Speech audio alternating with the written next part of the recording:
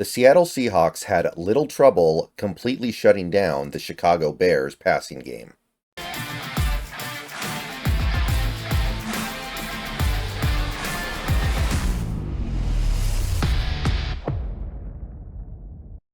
What's going on, everybody? Good morning. It is Thursday, which means a couple different things. First, we're going to go through pass coverage Thursday like we do pretty much every week. I know this game took place a week ago, and I know the Seahawks are no longer in playoff contention, and these two things make this stuff a little bit less compelling. I understand that. These things are more fun to look at when your team is alive. And once you know your team is dead, like we do know the Seahawks are dead in terms of playoff stuff, looking at this stuff becomes a little bit less intriguing. I get it. But we did play a very good game defensively against the Bears last week, and I think it merits going over at least some. I think we need to look at some of these numbers just for understanding of how good this game really was for the defense.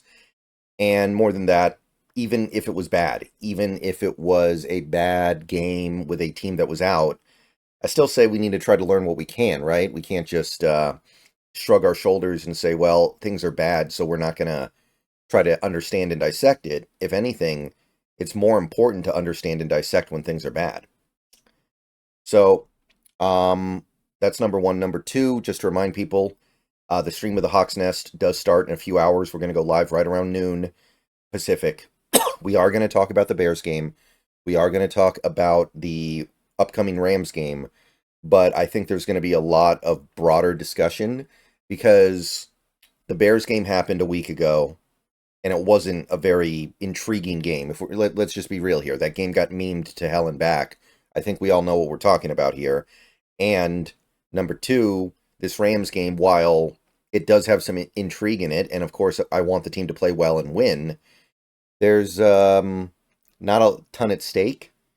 So you're only going to be able to drive so much intrigue talking about that. So I think there's going to be some broader discussions about this team, and that could definitely be intriguing, even if we may be saving a lot of the larger conversations for the actual offseason.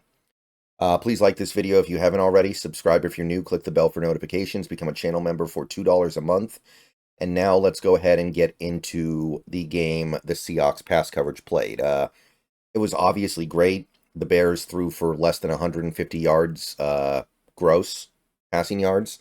If you include sack yards, it would be well below 100. I think it was like around 80. But we're obviously not doing that here. But also it's worth noting that PFR, I believe, went back and corrected some numbers from previous weeks. So some of these numbers are going to look a little bit weird in comparison to previous weeks. I think that's because PFR realized they made some mistakes. And, I mean, their system's run by humans. Humans make mistakes. So Ernest Jones, they had targeted once and 0 completions allowed. So they had Ernest Jones pitching a shutout. And then they had 1 target with 1 completion for Tyrese Knight for 1 yard.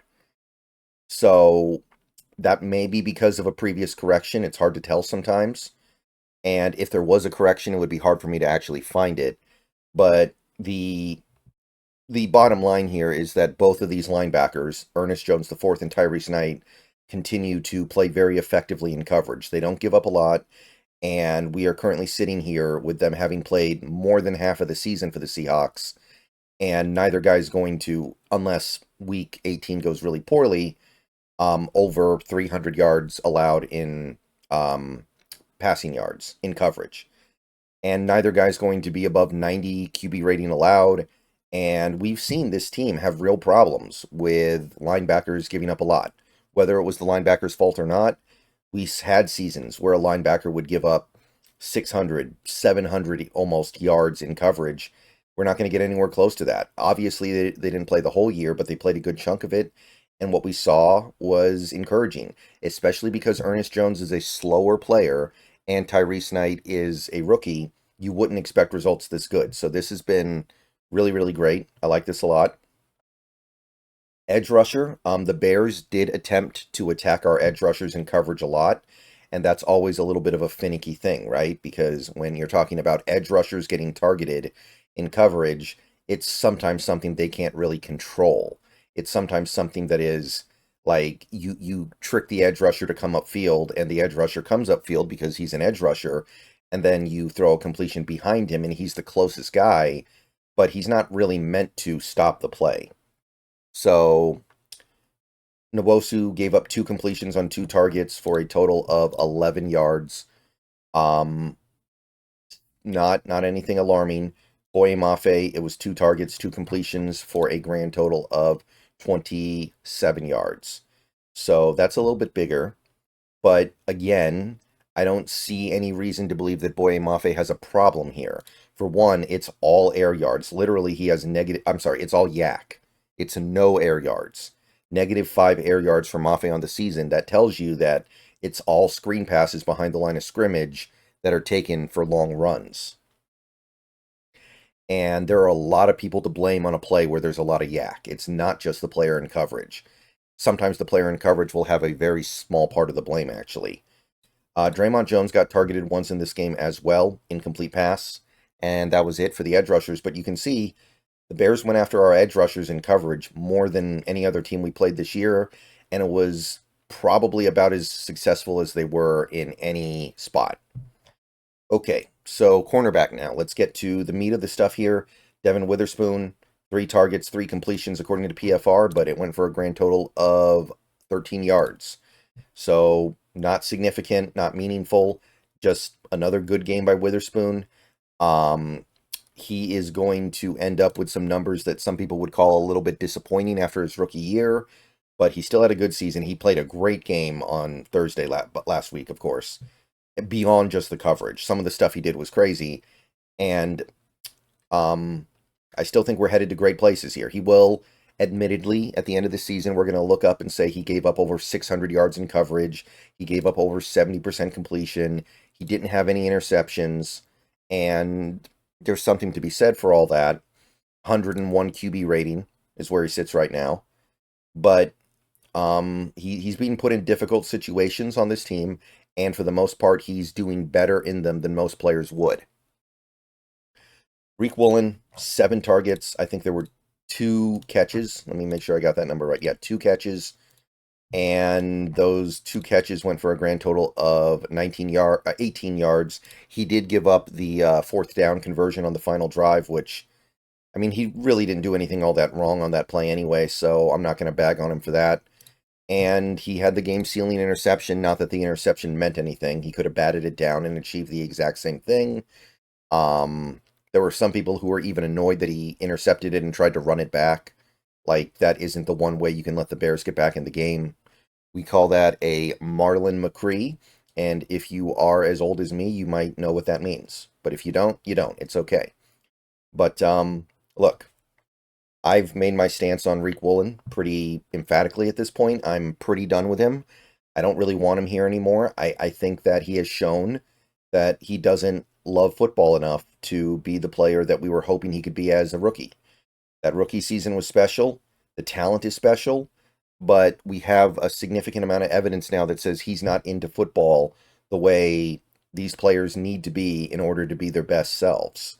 So I'm not backing off of that. I will say, though, he did play good, and I'm not going to disallow him the opportunity to get back up.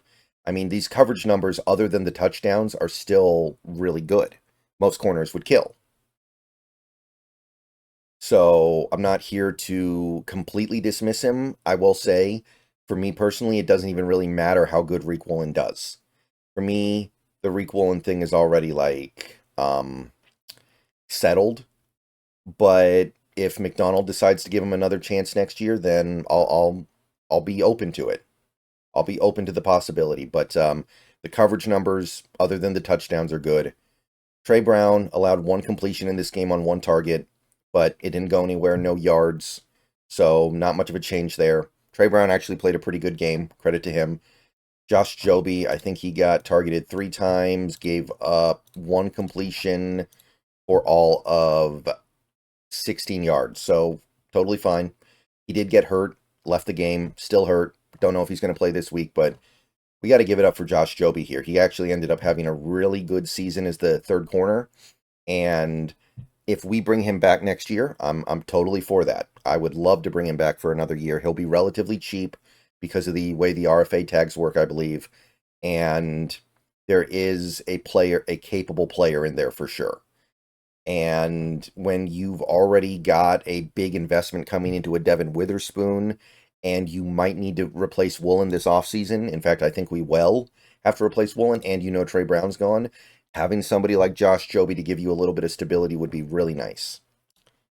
All right, Julian Love, 2 targets for 1 completion and 1 yard. So that might be reflective of the fact that PFR had to update some data.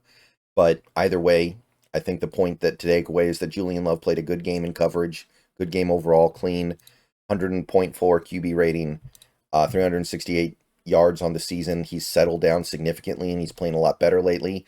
Maybe Kobe Bryant's helping him with that. Rayshawn targeted twice in this game, gave up 1 completion, and it was 18 yards. So one of the bigger plays of the game for the Bears offense, if we're being honest, but still not a bad game. Still, obviously, a player who doesn't need to be here next year because of the circumstances of his contract and what we found with Kobe Bryant. But Rayshawn still playing workable football, and Kobe Bryant continues to be pretty shut down back there. Two targets, 2 completions for a grand total of 17 yards. Not much of a problem there. And given that he started more than half the season, I think that 266 yards allowed in coverage is pretty notable for a guy who hadn't played safety before this year. I'm happy. I hope he comes back next year. I hope he continues to progress as a safety, putting up good coverage numbers this year. And that's it for Pass Coverage Thursday. I will see you guys later. Go Hawks.